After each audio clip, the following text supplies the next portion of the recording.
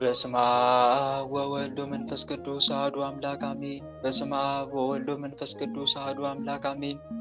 በስመ አብ ወወልድ ወመንፈስ ቅዱስ አሐዱ አምላክ። ቅዱስ እግዚአብሔር፣ ቅዱስ ኃያል፣ ቅዱስ ሕያው፣ ቅዱስ ኤልሻዳይ፣ ቅዱስ አዶናይ፣ ቅዱስ ጸባኦት፣ ቅዱስ ያህዌ፣ ቅዱስ ኢየሱስ፣ ቅዱስ ክርስቶስ፣ ቅዱስ አማኑኤል።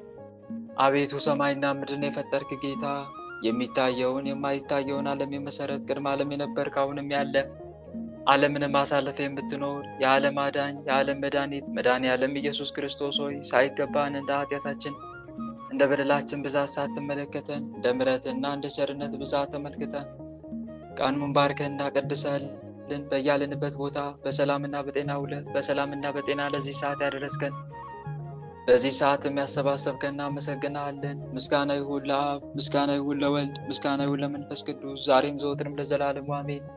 ምስጋና ይሁን ለአብ፣ ምስጋና ይሁን ለወልድ፣ ምስጋና ይሁን ለመንፈስ ቅዱስ ዛሬም ዘወትርም ለዘላለሙ አሜን። ምስጋና ይሁን ለአብ፣ ምስጋና ይሁን ለወልድ፣ ምስጋና ይሁን ለመንፈስ ቅዱስ ዛሬም ዘወትርም ለዘላለሙ አሜን። አቤቱ አምላካችንና መድኃኒታችን ፈጣሪያችን ልዑል እግዚአብሔር ሆይ እንደ ኃጢአታችን እንደ በደላችን ብዛት ሳትመለከተን እንደ ምሕረትህ እንደ ቸርነት ብዛት ተመልክተን ለዚህ አድረስከን። ስለ ድንግል ማርያም ብለህ ቀሪውን ጊዜያችን እንድትባርክልን ከርኩሳን መናፍስት ከዲያብሎስ ፈተናም እንድጠብቀን ኃይለ አጋንንትን እንድታርቅልን ቅዱስ መንፈስንም እንድታሳድርብን በዲያብሎስና በሰራዊቱም ላይ እንድታሰለጥነን በኃጢአታችን በበደላችን ብዛት ቅዱሱ ገናናው ስምን መጥራት ባይገባንም እንደ ምሕረትህ እንደ ቸርነት ብዛት እንዲያልን ወደ አንተ እንማጸናለን። አባታችን ሆይ በሰማያት የምትኖር ስምህ ይቀደስ፣ መንግሥትህ ትምጣ፣ ፈቃድህ በሰማይ እንደሆነች እንዲሁም በምድር ትሁን።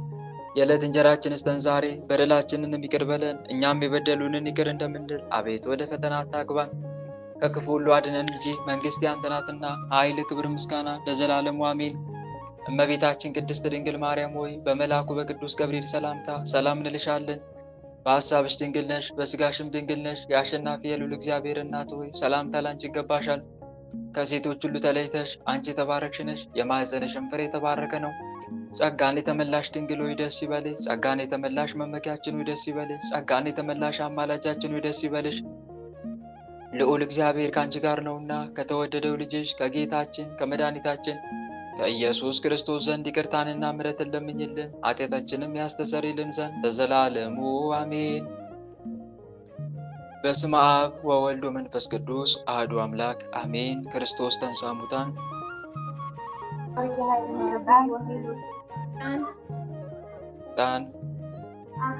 አጋዘ ለአዳም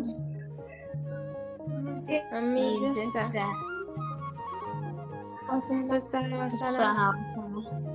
መላው ዓለም የምትኖሩ የልዑል እግዚአብሔር ቤተሰቦች የተወዳጇ እናታችን የንጽሕተ ንጹሐን የቅድስተ ቅዱሳን የድንግል ማርያም የአስራት ልጆች የእልፍ አእላፋት ቅዱሳን መላእክት፣ ቅዱሳን ነቢያት፣ ቅዱሳን ሐዋርያት፣ ቅዱሳን ጻድቃን ሰማዕታት ወዳጆች በወደደን እስከ ሞትም ድረስ ባፈቀረን በኃያሉ አምላካችን በመድኃኔ ዓለም በኢየሱስ ክርስቶስ ፍጹም ሰላም እንደምን አረፈዳችሁ? እንደምን ቆያችሁ? እንደምን አምላካችን በሰላምና በጤና ለዚህ ሰዓት አደረሰን አደረሳችሁ?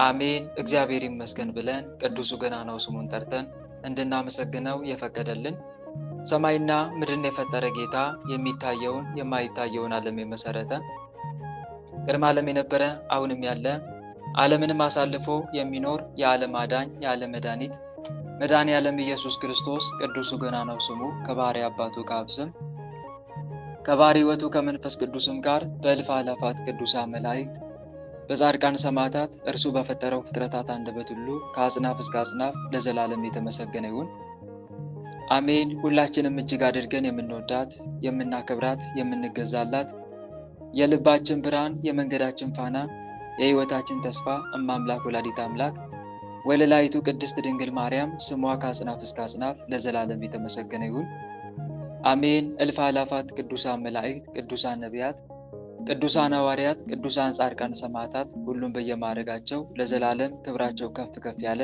ስማቸውም የተመሰገነ ይሁን አሜን። እህት ወንድሞቼ እንኳን ለታላቁ ሰማዕት ለሕፃኑ ለቅዱስ ቂርቆስ ለታላቋ ሰማዕት ለእናቱ ለቅድስት ኢየሉጣ ለታላቁ ሰማዕት ለቅዱስ ሚናስ በዛሬቱ ቀንም በወርኃዊም ሆነ በዓመታዊ ታስበው ለዋሉ ቅዱሳን በሰላምና በጤና አደረሰን አደረሳችሁ። አሜን። በእውነት የታላቁ ሰማዕት የሕፃኑ የቅዱስ ቂርቆስ የእናቱ የቅድስት ኢየሉጣ የታላቁ ሰማዕት የቅዱስ ሚናስ የታላቁ ሐዋርያ የቅዱስ ናትናኤል በዛሬቱ ቀንም በወራዊም ሆነ በዓመታዊ ታስበው የዋሉ ቅዱሳን ሁሉ ረድኤታቸው በረከታቸው በእኛ ላይ ለዘላለም ይደርብን። አሜን። ወንድሞች እንደ እግዚአብሔር መልካም ፈቃድ የዛሬውን መርሃ ግብራችንን ጀምረናል። መርሃ ግብራችን የምንጀምረው የነገውን ስንክሳር በማዳመጥ ይሆናል።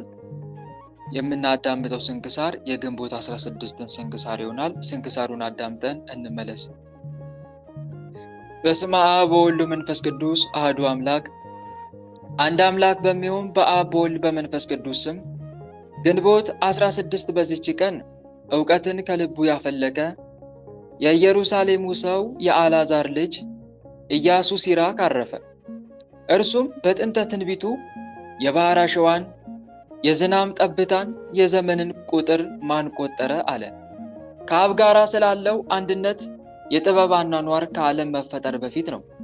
ለጥበብ መገኛዋ ለማን ተገለጠ? የጥበብ ምክሯንስ ማን አወቀ?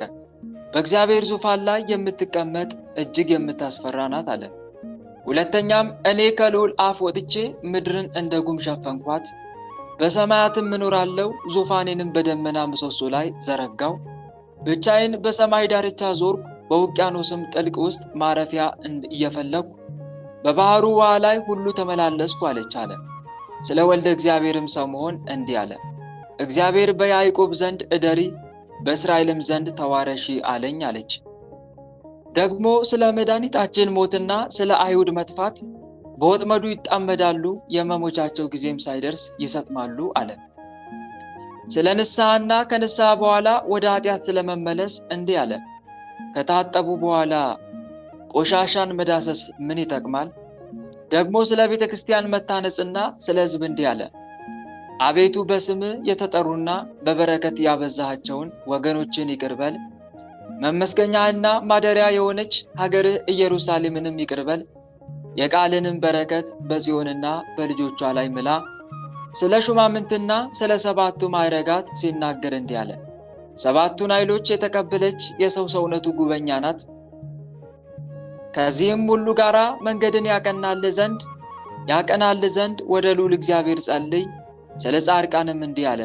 የጻድቃን ልጆች በዱር ጠል የዱር አበባ እንዲያብብ እንዲሁ ብቀሉ። አብቡም እንደ ሊባኖስም መዓዛ፣ መዓዛችሁ እንዲሁ የጣፈጠ ይሁን። ዳግመኛም የእግዚአብሔርን ሥራ ሲያስብ እንዲህ አለ። የሰማይን ንጽሕናውንና ጽናቱን ብርሃኑንም ያሳይ ዘንድ በሰማይ ገጽ ላይ ፀሐይን ማውጣቱን በቀትርም ጊዜ አገሩን ማቃጠሉን አስቦ እንደ ምድጃ እሳት የሚነድ ላቦቱን ማን ይቃወመዋል? የፀሐይ ዋዕይ 3ኛውም ተራሮችን ያቃጥላቸዋል፣ ከእርሱም የእሳት ወላፈን ይወጣል አለ። ጨረቃም ለዓለም ምልክቱ ነው፣ በእርሱም የዘመናት የበዓላት ምልክት ይታወቃል። ስለ ከዋክብትም የሰማይ ጌጦቿ የከዋክብት ብርሃናቸው ነው። በእግዚአብሔር ቅዱስ ፈቃድ እንዲሁ ያበራሉና በሥርዓታቸውም ጸንተው ከልካቸውም ሳይፋለሱ ሳይሳሳቱ ጸንተው ይኖራሉና አለ። ስለ ቀስተ ደመናም ተናገረ። ቀስቱን አየው፣ ፈጣሪውንም አከበረ። ብርሃኑ መልካም ነውና የልዑል ሥልጣንም ያዘጋጀዋል።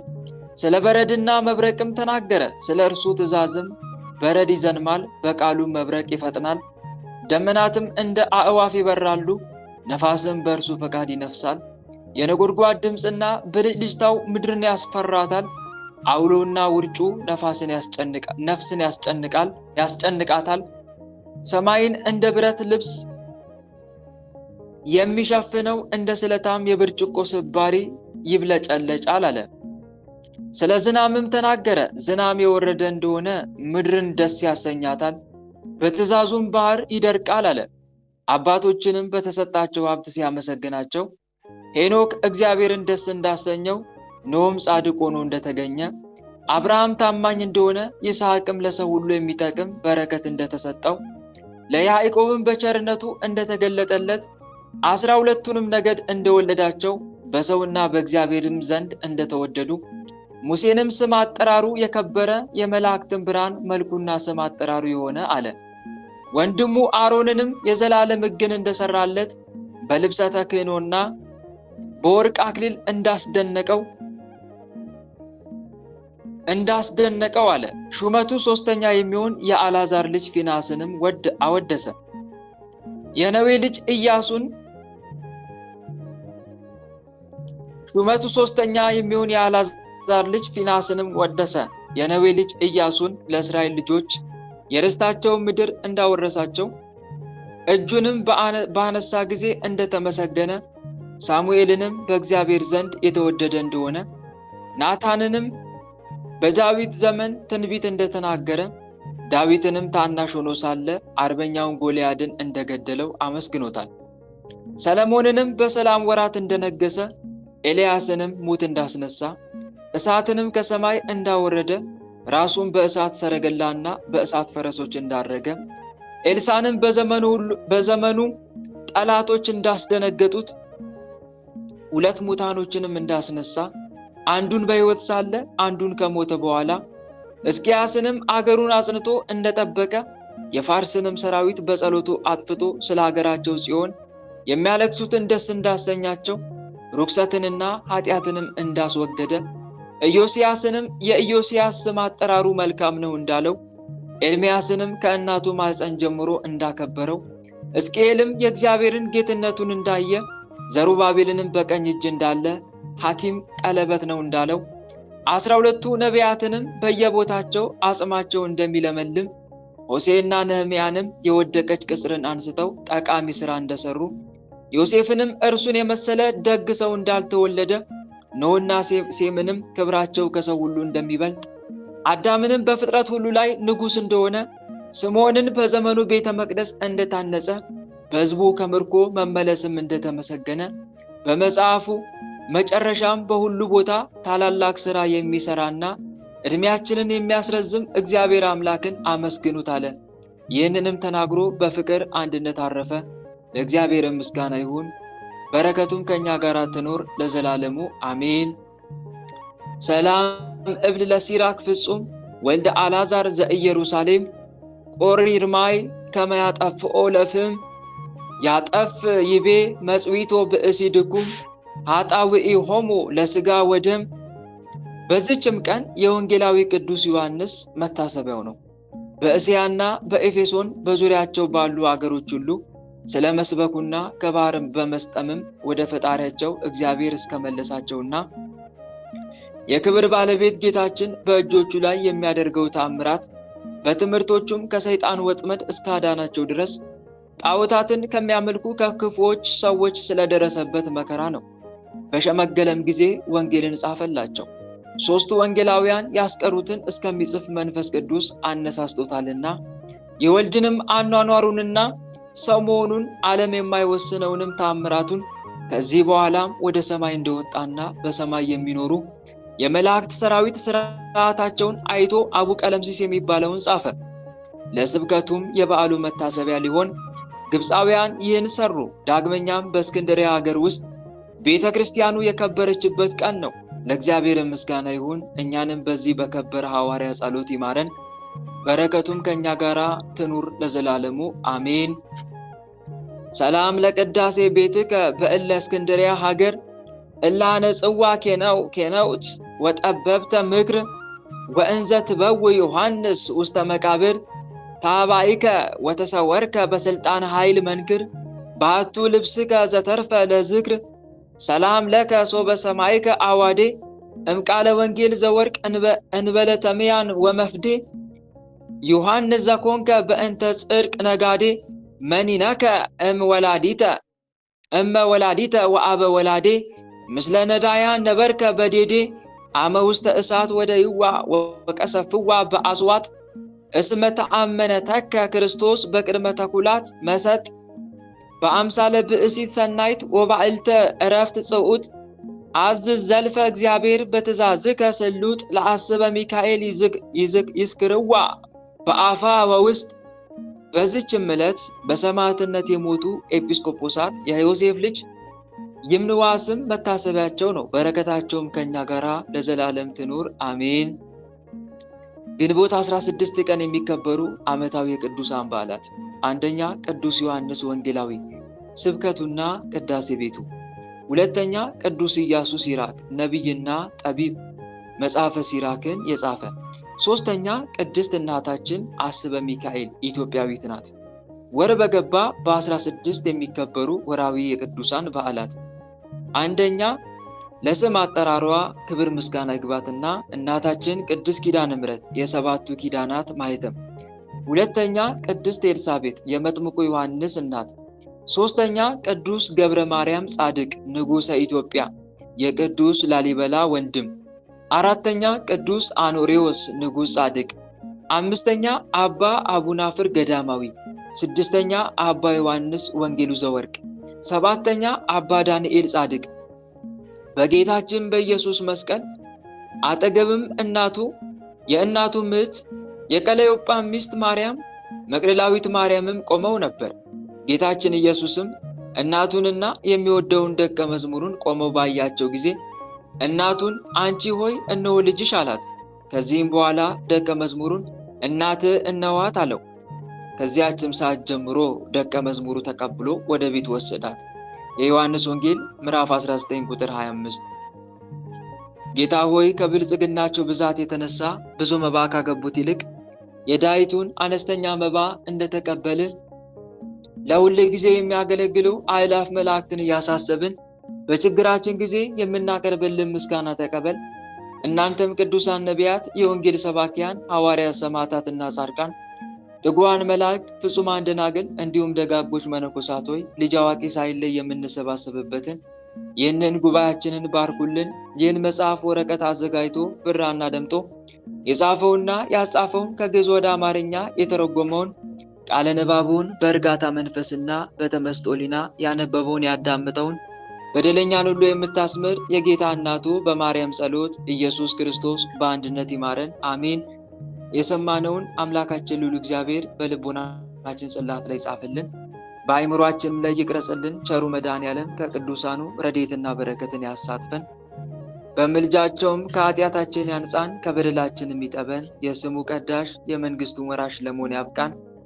ልባችንንም ለጽድቅ ሥራ ያነሳሳልን፣ ወደ ቀናውና ወደ ምሕረት ጎዳናውም ይምራን፣ ፍጻሜያችንንም ያሳምርልን፣ አሜን። አባታችን ሆይ በሰማያት የምትኖር ስምህ ይቀደስ፣ መንግሥትህ ትምጣ፣ ፈቃድህ በሰማይ እንደሆነች እንዲሁም በምድር ትሁን። የዕለት እንጀራችንን ስጠን ዛሬ፣ በደላችንንም ይቅር በለን እኛም የበደሉንን ይቅር እንደምንል።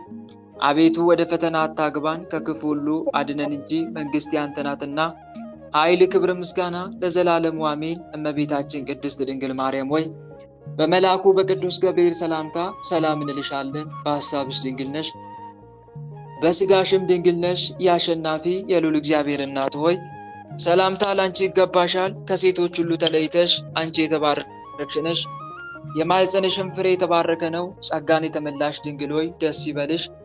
ጸጋን የተመላሽ መመኪያችን ሆይ ደስ ይበልሽ። ጸጋን የተመላሽ አማላጃችን ሆይ ደስ ይበልሽ። ልዑል እግዚአብሔር ከአንቺ ጋር ነውና ከተወደደው ልጅሽ ከጌታችን ከመድኃኒታችን ከኢየሱስ ክርስቶስ ዘንድ ይቅርታንና ምሕረትን ለምኝልን ኃጢአታችንም ያስተሰርይልን ዘንድ ለዘላለሙ አሜን። እህት ወንድሞቼ የዕለቱን ስንክሳር አዳምጠን ተመልሰናል። አሁን ቀጥታ የምንሄደው ከዕለቱ ስንክሳር ምን እንደተማማርን የምንመለከት ይሆናል። እግዚአብሔር አምላካችን ለሁላችንም ማስተዋሉን ያድለን፣ ሚስጥሩን፣ ጥበቡን፣ ዕውቀቱን ይግለጽልን፣ አሜን። እህት ወንድሞች ቅድም ስንክሳሩ ላይ እንደሰማችሁት በዛሬቱ ቀን በግንቦት 16 በነገው ቀን ታስበው ከሚውሉ ቅዱሳን መካከል አንዱ ዕውቀትን ከልቡ ያፈለቀ የኢየሩሳሌሙ ሰው የአልዓዛር ልጅ ኢያሱ በሌላኛው ስሙ ሲራክ ወይም ደግሞ በግብር ስሙ ሲራክ ያረፈበት ቀን ነው።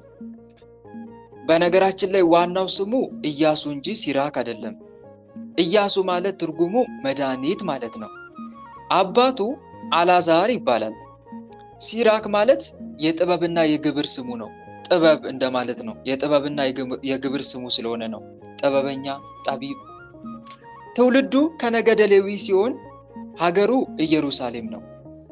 ከምርኮ መልስ በ470 ዓመተ ዓለም ወይም ደግሞ ለስም አጠራሩ ክብር ምስጋና ይግባውና ጌታችን መድኃኔዓለም ኢየሱስ ክርስቶስ ከመወለዱ 470 ዓመት ቀደም ብሎ በዛ አካባቢ በዘሩባቤል ዘመነ መንግስት የተነሳ ታላቅ ቅዱስ ሰው ነው። ይህም እፎኑ እንጋ ነአብዮ ለዘሩባቤል በማለት ታውቋል። ይህስ እንደምን ነው ቢሉ ድምጥያርስ ወይም ደግሞ ድምጥያርስ የተባለ የግሪክ ንጉስ ነበር። የጠጅ አሳላፊው ከሱ ከርቶ ተጣልቶ በኢያሱ ሲራክ ቤት ተሸሸገ። ሰውሮቶ ለአርኬ እያሐፈር ብሎ ራሱ እንደተናገረው ሲራክ ምዕራፍ 22 ቁጥር 5 ላይ ማለት ነው። ከብዙ ዘመን በኋላ ታርቆ ገባ። የት ነበር ካለው ጠጅ አሳላፊው ማለት ነው። በኢያሱ ሲራክ ቤት ነበርኩኝ አለው። ወዳጄ ስለው እንዲህ ያደረገኝ ብሎ አስመጥቶ አጋዘው። ማንን? ሲራክን። ለምን? ያንን ሰው ጠጅ አሳላፊውን ስለሸሸገው ማለት ነው። በተጋዘበት መከራውን ታግሶ ጥበብ ስጋዊ ጥበብ መንፈሳዊ ግለጽልኝ ብሎ ወደ ፈጣሪው ጸለየ። እባክን ጥበብ ስጠኝ፣ ጥበብ እሻለሁ አለው። ማንን? እግዚአብሔር አምላክን። ማ? ኢያሱ ሲራክ። ጥበብ ስጋዊ ጥበብ መንፈሳዊ ተገለጸለት። እግዚአብሔር አምላክ የለመኑትን የማይነፍክ አምላክ ነውና ተገለጸለት። በነገራችን ላይ ወንድሞቼ ጥበብ ሲጎርለን የሆነ ነገር ወይም ማስተዋል ወይም ዕውቀት ሲጎርለን ብቻ የሆነ ነገር በዚህ ምድር ላይ የምናጣው ከሆነ መጨነቅ፣ ይሄ ነገር የለኝም እያሉ ማልቀስ፣ ማማረር ሳይሆን ሁሉን የሚሰጠውን አምላክ መለመን ነው። ሐዋርያው ቅዱስ ያዕቆብ እንደውም እግዚአብሔር አምላክን ጥበብን ስጠኝ ብለን ብንማጸነው ጥበብ እንደሚሰጠን ተናግሯል በግልጽ። የሐዋርያው ቅዱስ ያዕቆብ መልእክት ምዕራፍ 1 ቁጥር 5-6 ላይ ስትመለከቱ ቃል በቃል እንዲህ የሚል ጥቅስ ታገኛላችሁ። ከእናንተ ማንም ጥበብ ቢጎርለው ከእናንተ ማንም ምን ቢጎርለው አለ? ምን ቢጎርለው? ምንም ጥበብ ቢጎርለው ሳይነቅፍ በልግስና ለሁሉ የሚሰጠውን እግዚአብሔርን ይለምን ይላል። ተመልከቱ። ሳይነቅፍ በልግስና ለሁሉ የሚሰጠውን እግዚአብሔርን ይለምን፣ ለእርሱም ይሰጠዋል። ነገር ግን በምንም ነገር ሳይጠራጠር በእምነት ይለምን ይላል። ሳይጠራጠር እንደሚሰጠው አምኖ ይለምን ነው። እንደሚሰጠው አምኖ ይለምን። የሚጠራጠር ሰው በነፋስ የተገፋና የተነቃነቀ የባህርን ማዕበል ይመስላልና ይላል። ስለዚህ ወንድሞቼ ዕውቀት ወይም ጥበብ ቢጎርለን ወደ ፈጣሪያችን ተማጽነን ያንን ጥበብ በእጃችን ማስገባት እንችላለን። በተለይ ሱባኤ በመግባት ምንም ነገር ሲያስፈልግ አስፈላጊ ሆኖ ካገኘው እግዚአብሔርንም የሚያሳዝን እስካልሆነ ድረስ ብንጠይቅ እግዚአብሔር አምላክ የማይሰጠን ነገር የለም፣ ይሰጠናል። ለሲራክ ጥበብን የገለጸ አምላክ ለእኛም ይገልጽልናል።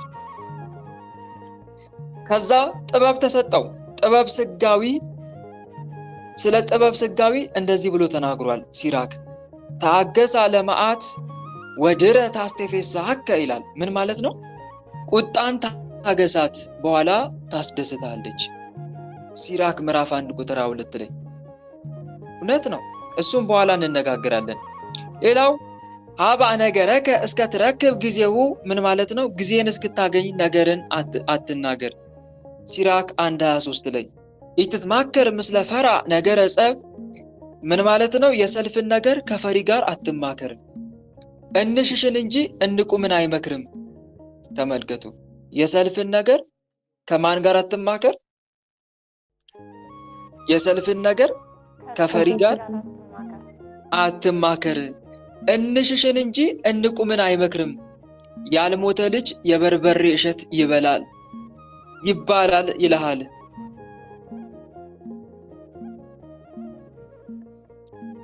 ኢትትማከር እንበይነ ረባ ምስለ ሰያጢ የትርፍን ነገር ከነጋዴ ጋራ አትማከር።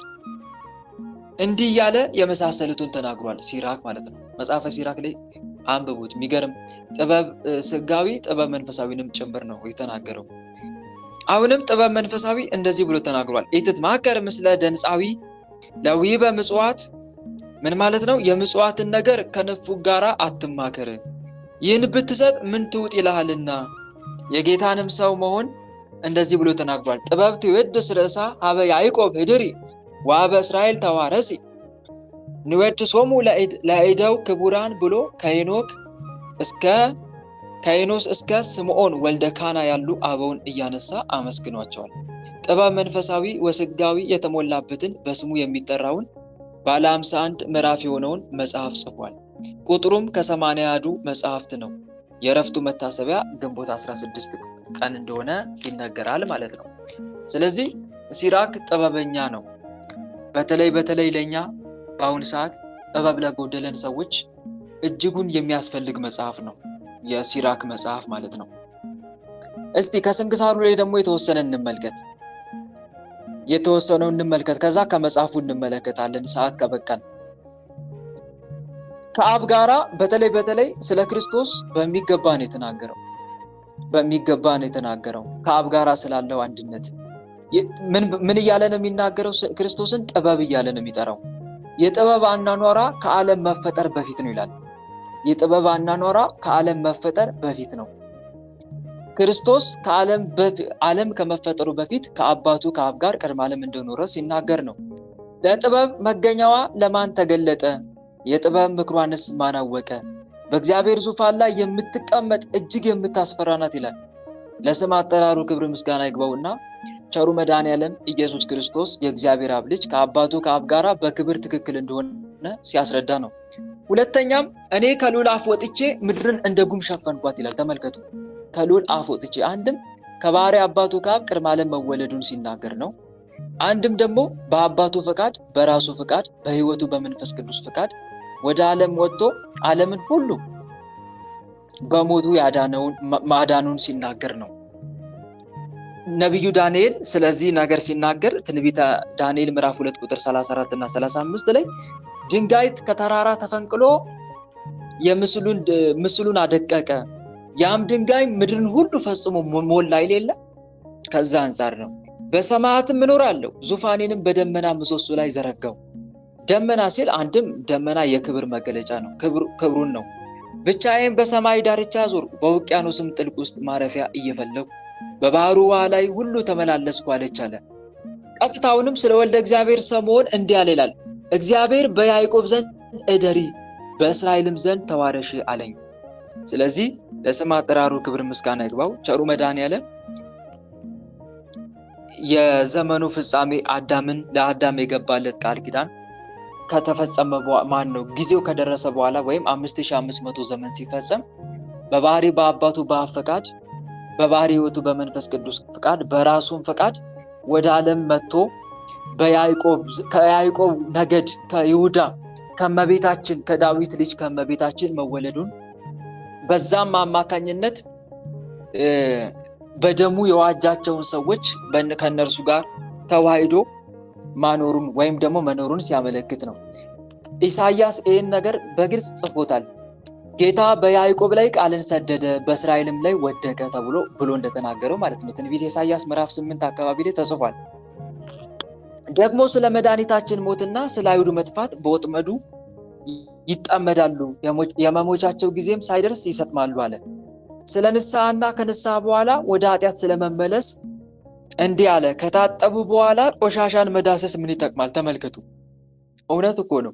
ሰው ንስሐ ከገባ በኋላ እንደገና ወደ ኃጢአት የሚመለስ ሰው ከሆነ ያ ሰው ተመልሶ ቆሻሻን እንደዳሰሰ ነው የሚቆጠረው። ቆሻሻን እንደመዳሰስ ነው የሚቆጠረው። አስባችሁታል? ምን ጊዜም ቢሆን ይህን ነገር እናስበት ወንድሞች። ንስሐ ከገባ በኋላ ኃጢአት ልክ ልትሰራ ስትል ታጥበ ልክ ቆሻሻ ውስጥ ልግባ፣ ቆሻሻ ውስጥ ልንቦጫረቅ እንደማለት ነው። ይህንን ሐዋርያው ቅዱስ ጴጥሮስ በግልጽ ተናግሯል። ሁለተኛይቱ ቅዱስ ጴጥሮስ መልእክት ላይ ሁለተኛ ጴጥሮስ ምዕራፍ 2 ቁጥር 22 ላይ ውሻ ወደ ተፋቱ ይመለሳል፣ ደግሞ የታጠበች እሪያ በጭቃ ለመንከባለል ትመለሳለች ይላል። እና እንደዛ ነው ወንድሞች፣ የታጠበች እሪያ በጭቃ ለመንከባለል እንደምትመለሰው አይነት ነው ሰው ንስሐ ከገባ በኋላ ወደ ኃጢአት መመለሱ ማለት ነው። ለዛ ነው ቸሩ መድኃኔዓለም ንስሐ ከገባን በኋላ ዳግም ወደ ኃጢአት መመለስ እንደሌለብን ሲናገር ምን አለ? ማንም እርፍ በእጁ ይዞ ወደ ኋላ የሚመለከት ለእግዚአብሔር መንግሥት የተገባ አይደለም። ስለዚህ ንስሐ ከገባችሁ በኋላ ዳግም ወደ ኃጢአት አትመለሱ ነው። ዳግም ወደ ኃጢአት አትመለሱ። ቅዱስ ጳውሎስ ይህን ሲናገር ምን አለ? ገላትያ መልእክት ምዕራፍ 5 ቁጥር 1 ላይ በነፃነት ልንኖር ክርስቶስ ነፃነት አወጣን፣ እንግዲህ ጸንታችሁ ቁሙ፣ እንደገናም በባርነት ቀንበር አትያዙ አለ። በባርነት ቀንበር ምን አትበሉ? አትያዙ። ስለዚህ ወንድሞቼ ሲራክ ቆሻሻን ከታጠቡ በኋላ ቆሻሻ መዳሰስ ምን ይጠቅማል ያለው ከዚህ አንፃር ነው። እና ብዙ ትንቢት ተናግሯል። እስቲ ከመጽሐፈ ሲራክ ደግሞ የተወሰነውን ለኛ የሚጠቅመን በተለይ እጅግ ወሳኝ ይጠቅመናል ብዬ ያሰብኩትን ያወጣጣዋቸውን እንመልከት። ሲራክ በጥበብ መጽሐፉ ላይ በመጽሐፈ ሲራክ ላይ እንዲህ ብሎ ተናግሯል። ጊዜዋን እስክታሳልፍ ድረስ ቁጣን ታገሳት፣ ኋላ ደስ ታሰኛለች ይላል። ጊዜዋን እስክታሳልፍ ድረስ ምንን ታገሳት? ምንን ታገሳት አለ? ቁጣን ታገሳት። ቁጣን ታገሳት፣ ኋላ ደስ ታሰኛለች። እውነት ነው ወንድሞች። ብዙ ጊዜ ቁጣ ልባችን ውስጥ በሚገነፍልበት ሰዓት፣ ቁጣ በሚያሰኘን ሰዓት ምናደርገውን አናቅም። በሰዓቱ የሚታየን ማድረጉን ነው እንጂ ካደረግን በኋላ ምን እንደሚፈጠር አናገናዝብም። አእምሯችን ይሰወራል። በቁጣ ልባችን ይታወራል። ለቁጣ የፈጠነ ሰው በጥድፊያ ስለሚወድቅ ብዙ ኃጢአት ይፈጽማል። በተረጋጋ ጊዜም በወሰደው እርምጃ አብዝቶ ይጸጸታል። በቁጣ ውስጥም መለኮታዊ መልኩን ስለሚያጣ ለብዙዎች የማሰናከያ ድንጋይ ይሆናል ይላሉ አበው። እውነት ነው። ስለዚህ ወንድሞች የትዕግስትን ውጤቷን የምናውቀው ቁጣን ስናሳልፍ ብቻ ነው። የትዕግስትን ውጤት የምናውቀው ትዕግስት መራር ናት። ስሯ መራር ነው፣ ጫፏ ግን ጣፋጭ ነው። ልክ እንደዛ ማለት ነው፣ ፍሬዋ ማለቴ ነው። ስለዚህ አስቡት ወንድሞች፣ በተቆጣችሁ ሰዓት ቁጣችሁን ለማብረድ መታገል እንጂ በቁጣችሁ ውስጥ ሆናችሁ ምንም አይነት ነገር ለመወሰን መቸኮል የለባችሁ። በጭራሽ ከወሰንክ ራሱ ደጋግመ ውሳኔን ማጤን መቻል አለብን። ደጋግመ ውሳኔን ማጤን። በተለይ በንግግር ሰዓት ስንቆጣ ምንናገሩን ሁሉ አናቅም። አይደለም እንዴ? ምንናገሩን ሁሉ እኮ አናቅም። መጨረሻ ላይ ትንሽ ከቆየን በኋላ ነው የሚጸጽተን። ባልናገርስ፣ እንደዚህ ባልልስ የሚል አይነት ሐሳብና ስሜት የሚያድርብን ከዛ በኋላ ነው። ግን በሰዓቱ በቁጣ ውስጥ እያለ የምታደርገው ሁሉ ልክ መስሎ ነው የሚታየው። ልክ መስሎ ይታያል።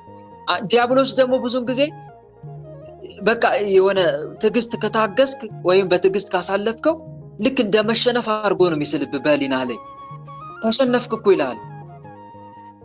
ተሸነፍክ፣ በቃ ራስን ዝቅ እንዳደረክ እንደተዋረድክ አድርጎ ነው የሚስልብህ ማለት ነው። ግን የትዕግስትን ጣፋጭነት የምናጣጥመው ቁጣን ስንታገስ ብቻ ነው። እና ወንድሞች ምንጊዜም ቢሆን በቁጣ ውስጥ እያለን ደብዳቤ አንጻፍ ወይም ደግሞ ውሳኔ ለመወሰን አንቸኩል። ለምን ሺህ ጊዜ የሚያናድድ አይሆንም ያ ተግባር። ዲያብሎስ ደግሞ ዓመት የሚያጸጽት ድርጊት ነው የሚያስደርገን፣ የሚያስተገብረን ዓመት የሚያጸጽት ነገር ስተት ያሰራህና በኋላ በቃ ወይኔ ለጥቂት ጊዜ ብታገስ ምን አለበት ትላለህ። ለጥቂት ጊዜ ብታገስ ባልፋትስ ምን ችግር አለ? አልሞት ባልናገርስ? አንዳንዴ ነገሮችን ከፈጸሙ በኋላ ምን ነው እጄን በቆረጠው ምንልበት ጊዜ የለም? ምን ነው እንደዛ በመናገርበት ሰዓት አፌን በዘጋው ብለን ምንጸጸትበት ጊዜ የለም? አለ አይደለ? ልክ እንደዛ ማለት ነው። ስለዚህ ወንድሞች በቁጣ ውስጥ እያለን በጣም ትዕግስትን ገንዘብ ማድረግ መቻል አለብን። እያየነው ያለው ነገር ወይም ደግሞ እየሰማነው ያለው ነገር ትዕግስታችንን የሚፈታተን ከሆነ ደግሞ ከዛ ቦታ ዞር ማለት መቻል አለብን። መሸሽ፣ ሽሽ በቃ ከዛ ቦታ። ያናደደክ ነው አይደለ? ስሜትን እየረበሸክ ነው አይደለ? መቋቋም አልቻልከውም አይደለ ስሜትን? ስለዚህ ዞር በል። ስለ አባ ኤስድሮስ የተነገረው ነገር አለ። አባ ኤስድሮስም ስለ አባ ዮሐንስ አጼርም እነሱ በበረሃ ውስጥ ሆነው ቅርጫት ወይም ደግሞ ሰሌን እየታቱ እንደ ዘንቢል ነገር ይሰሩ ነበረ እና ከሰሩ በኋላ ወደ ከተማ አውጥተው ይሸጣሉ።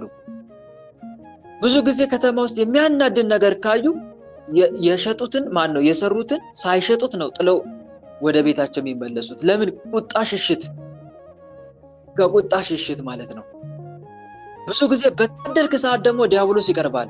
የዲያብሎስ ሰራዊቶች ዙሪያን ነው የሚከቡት፣ ዙሪያን ይከበዋል። ሰምታችሁኛል አይደል? ሰምታችሁኛል? በተናደደን ሰዓት እኛ እናያቸውም እንጂ እርኩሳን መናፍስት ዙሪያችንን አጥረውታል፣ አናቅም እንጂ። ስለዚህ ከቁጣ ስትሸሽ ከዲያብሎስ እየሸሸክ ነው። ባጭሩ ቃል በቃል ምነግርክ፣ ከቁጣ ስትሸሽ ከዲያብሎስ ነው እየሸሸክ ያለው። መጽሐፈ ማን ነው የቅዱስ ኢዮብን መንፈሳዊ ፊልም አላያችሁም? ወንድሞች፣ የሆነች ሴትን ባሏ ሲደበድባት ለምን ወጣሽ እያለ ያመናጭቃት ነበረ። መንፈሳዊ ፊልም ላይ አይታችሁ ከሆነ ለምን ወጣሽ? እኔ ሳልፈቅድልሽ ለምን ወጣሽ ሲላት ራበኝ፣ ልጆቼ የምመግባቸው አጣው፣ ቁራሽ እንጀራ አጣውኝ፣ ስለዚህ እሱ ልለምን ሄድኩ፣ ለምን ትሄጃለሽ እያለ ሁሉ ሲጮህባት እሷ የሆነ ንግግር ትናገር ነበር። እባክህን እርኩስ መንፈስ ወደ ቤታችን እንዲገባ አትፍቀድለት እያለች ነበር አይደለም? እና መንፈሳዊ ፊልም ላይ አይታችሁ ከሆነ ዲያብሎስ በመስኮት በኩል የሆነ በውጭ በኩል ሆኖ ሲጎበኛቸው ይታያል። አላያችሁትም? ተሳሳትኩ ወይስ ልክ ነኝ? ንገሩኝ እስቲ። አይታችሁት ከሆነ መንፈሳዊ ፊልም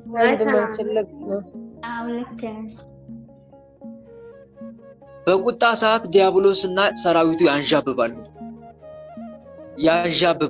ዲያብሎስና ሰራዊቱ። ስለዚህ ከቁጣ ስትሸሽ እርግጠኛውን 100% እዛ አካባቢ ካለው ክፉ መንፈስ እየሸሸክ ነው፣ እየራክ ነው፣ እያመለጥከው ነው፣ ከወጥመዱ እየወጣክ ነው ማለት ነው። እና ለምንም ነገር ቢሆን ቁጣ አይጠቅምም።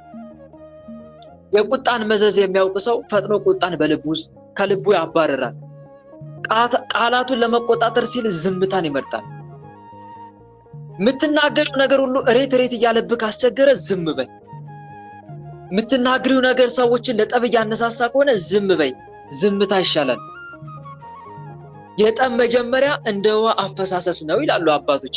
መጽሐፈ ምሳሌ ላይም ተጽፏል ይሄ ቃል። በነገራችን ላይ መጽሐፈ ምሳሌ ምዕራፍ 17 ቁጥር 14 ላይ የጠብ መጀመሪያ እንደ ውሃ አፈሳሰስ ነው፣ ስለዚህ ጠብ ሳይበረታ አንተ ክርክርን ተው ይላል። ጠብ ሳይበረታ ምንን ተው? መልሱልኝ። ምንን ተው አለ? ክርክርን ተው። ከክርክር ይርቅ ዘንድ ለሰው ክብሩ ነው ተብሎም ተጽፏል። መጽሐፈ ምሳሌ ምዕራፍ 20 ቁጥር 3 ላይ ከክርክር ይርቅ ዘንድ ለሰው ክብሩ ነው። በተለይ የሆነ ነገር እየከረረባችሁ እየሄደ ከሆነ ተወት አድርጉት። እናንተ የሆነ ነገር የያዛችሁት ነገር እየከረረ ከሆነ ወይም ከሰው ጋር ግጭት ውስጥ እያስገባችሁ መሆኑን ካወቃችሁ ለቀቅ አድርጉት። ሲከር ይበጠሳል የሚባል ነገር አለ፣ እውነት ነው። ስለዚህ እናንተ አውቃችሁ ተሸናፊ ሁኑ። መሸነፍ ባለበት ሰዓት ካልተሸነፍ ማሸነፍ ባለበት ሰዓት ትሸነፋለህ። እህት ወንድሞች፣ ትዕግስት እየተሸነፍክ የምታሸነፍበት ጥበብ ነው። ትዕቢት ግን እያሸነፍክ የምትሸነፍበት ውድቀት ነው። ትዕቢት ከመጣች ውርደት ትመጣለች፣ በትሑታን ዘንድ ግን ጥበብ ትገኛለች ይላል። የጠብ አበጋዟ ደግሞ ትዕቢት ናት። የጠብ አበጋዟ ትዕቢት ናት። ስለዚህ እህት ወንድሞቼ ከቁጣ ልንሸሽ ይገባል። ከቁጣ ልንሸሽ ይገባል ማለት ነው። ይሄንን የተናገረው ማን ነው? ሲራክ ነው። ምዕራፍ 1 ቁጥር 22 ላይ ታገኛላችሁ። ሲራክ 1:22። እስቲ አሁንም ሲራክ ምን ብሎ መከረ? ሌላ ምክር እንፈልግ። ሲራክ 1:23 ላይ ምን አለ? ጊዜውን እስክታገኝ ድረስ ነገርን ሰውር ይላል። ጊዜውን እስክታገኝ ድረስ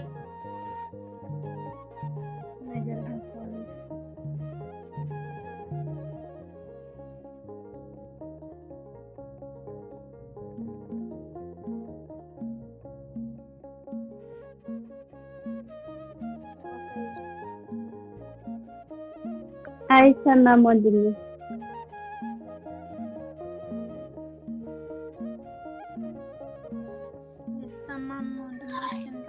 ምነው ዝም አላችሁ? ወይስ ገብቶበት ነው ወይ ኔትወርክ ይዞት ነው? ታገሱ። በስላሴ ድምጽ ይሰማችኋል አይደል? አሁን ይሰማል። መልካም። እና ሁለተኛው ሲራክ ምን ብሎ መከረን? ጊዜውን እስክታገኝ ድረስ ነገርን ሰውር። ጊዜውን እስክታገኝ ድረስ ምንን ሰውር? ነገርን ሰውር። በተለይ እቅድ ላይ የሆነ እቅድ አቅደ ሊሆን ይችላል፣ በግል ጉዳይም ሊሆን ይችላል እና ያንን ያቀርከው ነገር ሁሉ አንደኛ ለሰው መናገር የለብም። ሁለተኛ ደግሞ በተለይ በኋላ የምንናገራቸው አሁን ግን መናገር የሌለብን ብዙ ነገሮች ሊኖሩ ይችላሉ። በኋላ የምናወጣቸውስ ጊዜውን ስናገኝ፣ አሁን ግን ለጊዜው በዝምታ የምናልፋቸው ብዙ ነገሮች ሊኖሩ ይችላሉ። ስለዚህ ወንድሞች መቼ እና የት ቦታ መናገር እንዳለብን፣ መቼ የትና ምን መናገር እንዳለብን ማወቅ አለብን። ለሁሉ ዘመን አለው፣ ከሰማይ በታች ለሆነ ነገር ሁሉ ጊዜ አለው ይላልና መጽሐፍ ቅዱስ። መጽሐፈ መክብብ ምዕራፍ 3 ቁጥር 1 ላይ አንድ ከሲራክ የምንማረው ይሄንን ነው። መጽሐፈ ሲራክ አለፍ እያልኩ ነው የምናገረው ሰዓቴን እንዳልሻማ ማለት ነው። መጽሐፈ ሲራክ ምዕራፍ 2 ቁጥር 4 ላይ እንደዚህ የሚል ቃል ተናግሯል። የደረሰብን መከራ ሁሉ በትዕግስት ተቀበል። ተመልከቱ፣ የደረሰብን መከራ ሁሉ በትዕግስት ተቀበል። እውነት ነው። በደረሰብህ ነገር ሁሉ የምታማርር ከሆነ አንተ አትዘልቅም። ዓላማን ከግብ አታደርስም። በተለይ ምናማርር ከሆነ በትንሽ በትልቁም ምንማርር ከሆነ ዓላማችን ከግብ አናደርስም። ስለዚህ መታገስ መቻል መልመድን መቻል አለብን። በመጣው በኃላፊው በአግዳሚ ሁሉ ልባችን መሰበር፣ ሞራላችን መድከም የለብንም እና አንድ የምንማረው ትምህርት ይሄ ነው። ሌላው በተለይ አባት ልጆች ወላጆቻቸው ማክበር እንዳለባቸው ብዙ ነገር ተናግሯል። ለአብነት ያክል እናንሳ ከተባለ መጽሐፈ ሲራክ ምዕራፍ 3 ቁጥር 3 ላይ እንዲህ ብሎ ተናግሯል። አባቱን የሚያከብር ልጅ ኃጢአቱ ይሰረይለታል፣ እናቱንም የሚያከብራት ልጅ ድልብ እንደሚያደልብ ሰው ነው ብሏል።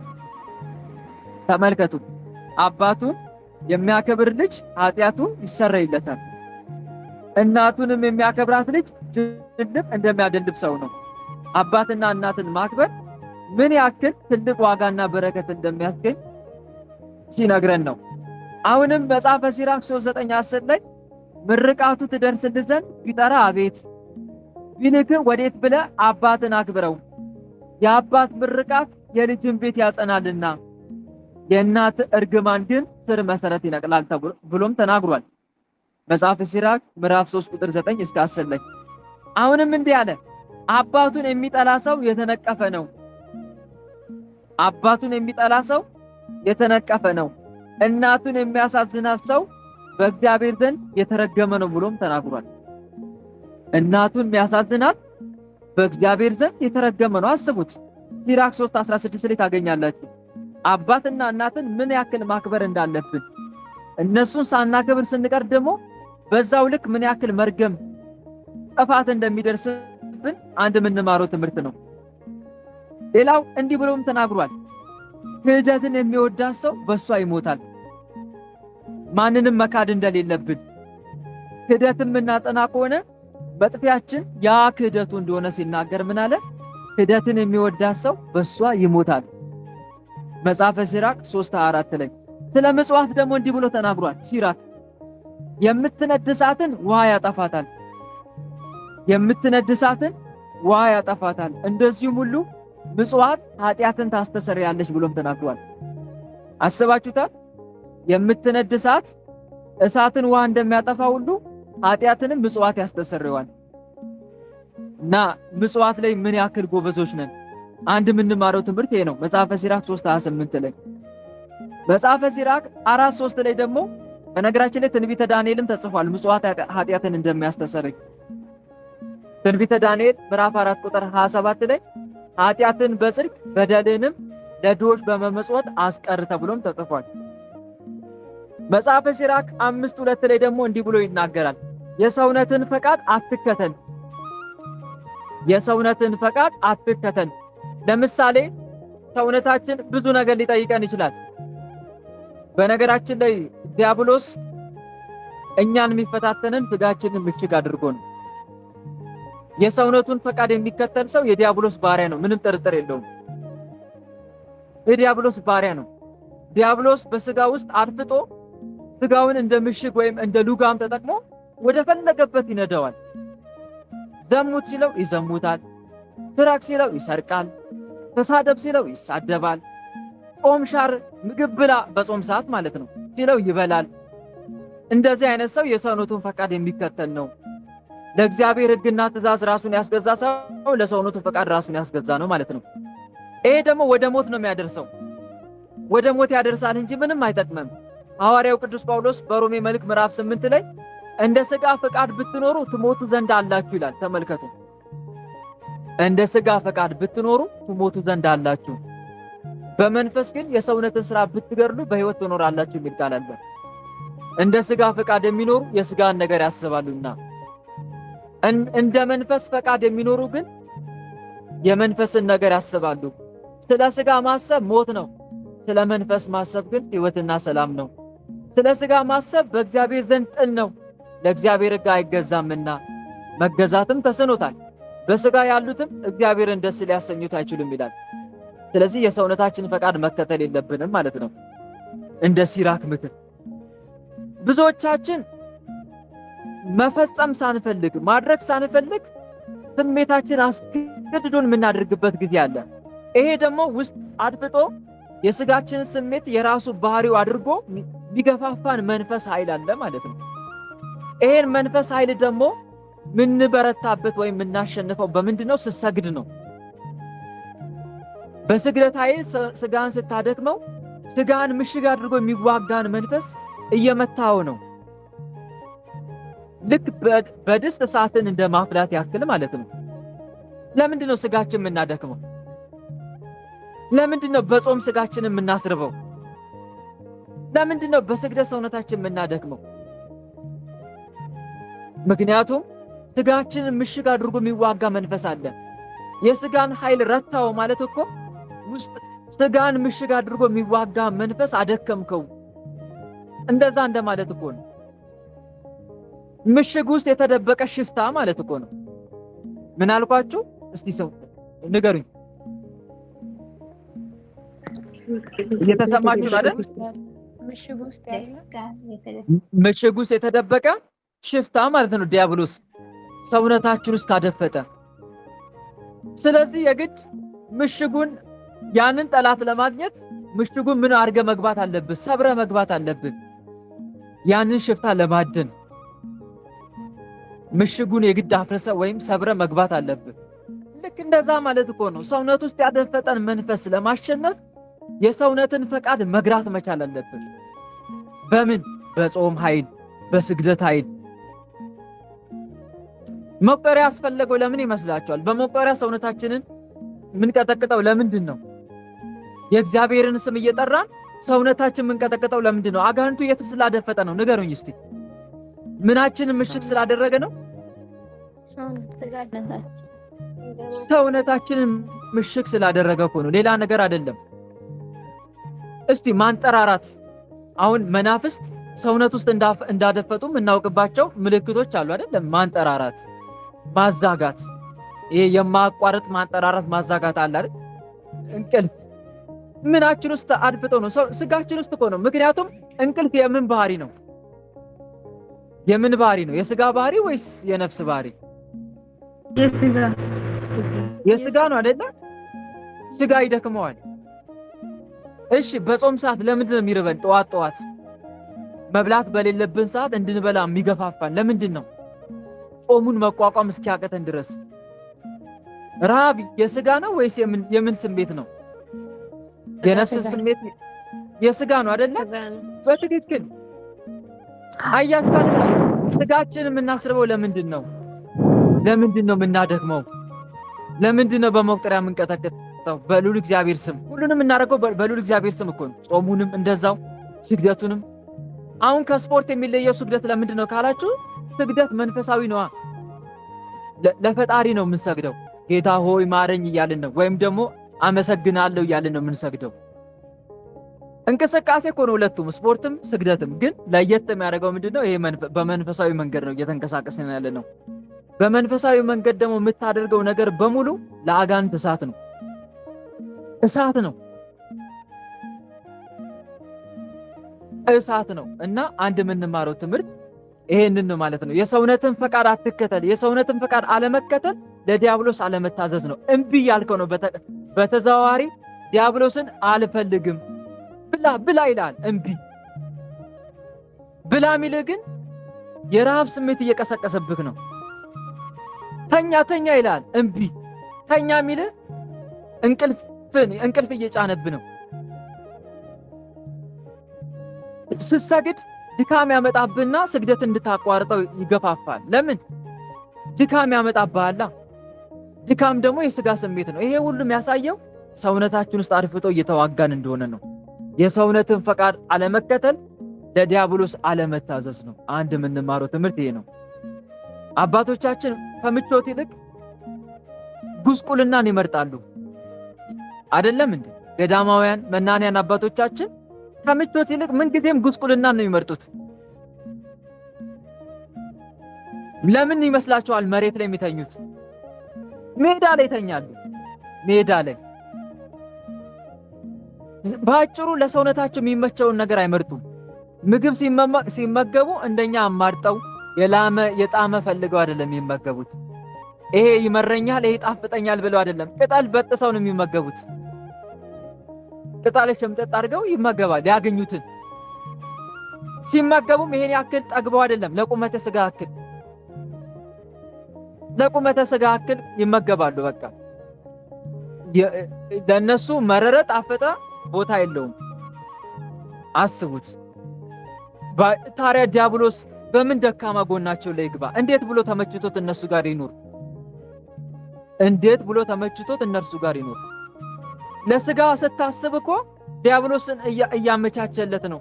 ምንጣፍ እንደማንጠፍ እኮ ነው ለዲያብሎስ። ምን እንደማድረግ ሰምታችሁኛል አይደል? ለዲያብሎስ ምን እንደማድረግ ነው?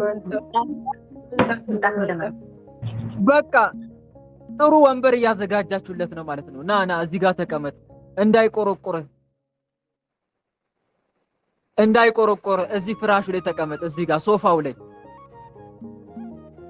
እግርን እንዳይወጋ ምንጣፉን እየተረገጥክ ግባ እንደማለት እኮ ነው። ለሰውነት ምቾት መስጠት ማለት ያ ነው። ተመልከቱ። የላመ የጣመ ስትፈልግ ለዲያብሎስ ምንጣፍ እየጎዘኮስክለት ነው፣ እያነጠፍክለት፣ እያሰናዳለት ነው። ስለዚህ ይመቸዋል እሱ። ና አስቡት ወንድሞች፣ አንድ የምንማረው ትምህርት ይሄ ነው። የሰውነትን ፈቃድ አትከተል ያለው ሲራክ ከዚህ አንጻር ነው። መጽሐፈ ሲራክ ምዕራፍ 5 ቁጥር 2 ላይ እንጨምር እስቲ። አሁንም በነገራችን ላይ መጽሐፈ ሲራክን ሙሉ አንብቡት እሺ። ከምዕራፍ 1 ጀምራችሁ በጣም ብዙ ጥበብ ታገኛላችሁ። ጥበብን የሚፈልግ ሰው ካለ መጽሐፈ ምሳሌንና መጽሐፈ ሲራክን ያንብብ። እንዲሁም ደግሞ መጽሐፈ ኢዮብን ያንብብ። የሚገርም ጥበብ ነው የምታገኘው። አሁን ምን ጨምር? መጽሐፈ ሲራክ 5:4 ላይ እንደዚህ የሚል ታገኛላችሁ። እግዚአብሔር ብዙ ዘመን ይታገሳልና ኃጢአት ሰርቼ ፍዳን አልተቀበልኩም አትበል። ተመልከቱ። እግዚአብሔር ብዙ ዘመን ይታገሳልና ኃጢአት ሰርቼ ፍዳን አልተቀበልኩም አትበል። የዛሬው ደህንነት አታልል እኮ ነው። ለምሳሌ ዛሬ በኃጢአት ወድቀሃል። ልክ በኃጢአት ከወደቅክ በኋላ ምን ሆንክ? ዲያብሎስ እንደዛ ነው በነገራችን ላይ የሚለው። ምን ሆንክ? ይኸው ኃጢአት ሰራክ አይደለ? የደረሰብህ ነገር አለ? የለም። ስለዚህ ኃጢአት ብትሰራ እኮ ችግር የለውም ይልሃል። በዛሬው ደህንነት ሊያታልል ይፈልጋል። ግን ያላወቅከው ነገር ቢኖር እያንዳንዷ ኃጢአት እየተመዘገበብህ እንደሆነ ነው። ይጻፍልሃል። ለዛ ነው ዲያቆኑ ቅዳሴ እግዚእ ላይ በኃጢአት የወደቀ ቢኖር አይርሳ የማይረሳ ነውና የሚለው። ለዛ ነው ኃጢአት አይረሳም ንስሐ እስካልገባህበት ድረስ፣ በንስሐ እስካላስፋከው ድረስ መቼም ቢሆን ኃጢአት የዘላለም ዕዳ ሆኖ ይቀመጥልሃል። ለዛ ነው ዕዝራ ሱቱኤል ምዕራፍ 5 ቁጥር 35 ላይ ሰውን ስራው ይከተለዋል ዋጋውም ይገለጣል፣ ቅንነትም ትገለጻለች። ኃጥኡን ሰው ኃጢአቱ እሳት ሆና ስትፈጀው አታንቀላፋም ይላል። ኃጥኡን ሰው ኃጢአቱ እሳት ሆና ስትፈጀው ምን አትልም? አታንቀላፋም። ይከተላል ማለት ነው ኃጢአትን። እና እህት ወንድሞች ምናልባት እግዚአብሔር አምላክ እየታገሰ ይሆናል በነገራችን ላይ እህት ወንድሞች መላእክት ምን ያክል ኃጢአታችንን እንደሚጸየፉት መላእክት ምን ያክል ኃጢአታችንን ተጸይፈው እንዴት እንደሚርቁን ርቀው እኮ ነው የሚቀመጡት ርቀው ይቆማሉ በተለይ ጠባቂ መልአክ አለ እኮ ቀንና ማታ የሚፈራረቁ አሉ ቀንና ማታ የሚፈራረቁ ለምሳሌ ዛሬ በዝሙት ረክሰ ሊሆን ይችላል ወይም ደግሞ ብቻ የሆነ ከበድ ያለ ኃጢአትም ሰርተ ሊሆን ይችላል እግዚአብሔርን አሳዝነ ዋልክ እንበል ይነጋገራሉ እኮ እነኚህ መላእክት እንዴት አሳለፈ ዛሬ ረክሷል ዛሬ ኃጢአት ሰርቷል ዛሬ ጸሎት እንኳን አላደረሰም አላደረሰችም ብለው ራቅ ብለው ነው የሚቆሙት አስባችሁታል ይሄንን ብናቅ ኖሮ ይሄንን ብናስተውል ኖሮ እኮ ኃጢአትን አጥብቀን ነበር የምንጸየፋት ታዲያ ያ ኃጢአት ይከመራል በየቀኑ የምትሰራው ኃጢአት ተከምሮ ዕዳ ሆኖልህ ነፍስ ድንገት ከሰማይ እገሌን ይዛችሁት ነው ይባላል በቃ ጨርሳለች እድሜዋን በቃ ጨርሷል እድሜውን ይዛችሁት ነውና ዋጋውን ያገኝ ይባላል ዋጋዋን ታገኝ ከዛ በኋላ በቃ ይግባኝ የለ ማሩኝ ባካችሁ የለ ወደ ምድር መልሱኝና ጽድቅ ሰርቼ ባካችሁ ልምጣ አንድ ጊዜ ተውኝ የለ በቃ የለውም ቀጠሮ የሚባል ነገር የለውም ማለት ነው ድንገት ነው እግዚአብሔር አምላክ የሚወስደው ለዛ ነው ግን ይታገሳል አሁንም መውሰድ ይችል ነበር ግን ይታገሳል ከዛሬ ነገ ትመለሳለች እያለ ይጠብቃል ግን ማትመለስ ከሆነ ድንገት ትወሰዳለህ ማለት ነው ድንገት ደግሞ እንደምትወሰድ መዝሙረ ዳዊት መዝሙር 49 ላይ ተጽፏል 49 መጨረሻ አካባቢ ላይ እግዚአብሔርን የምትፈሩ እግዚአብሔርን የምትረሱ ሰዎች አስተውሉ አለዚያ ግን ይነጥቃል ይላል ምን ይላል አለዚያ ምን ይላል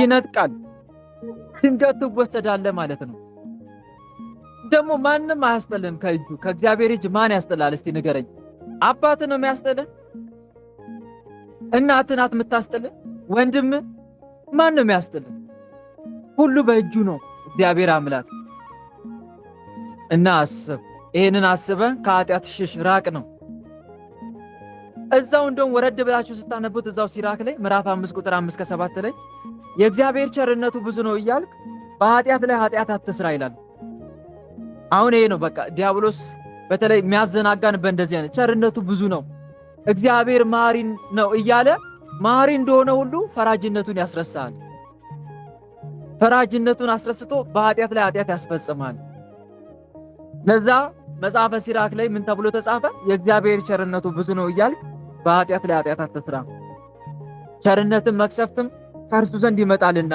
መቅሰፍቱ በኃጢአተኛ ሰው ላይ ይመጣል ይላል ለእግዚአብሔር መገዛትን ቸል አትበል ሞት ድንገት ትመጣለች ከቀን አታሳልፍ ተመልከቱ ከቀን አታሳልፍ ለእግዚአብሔር መገዛትን ቸል አትበል ማለት ስግደት አታቋርጥ እኮ ነው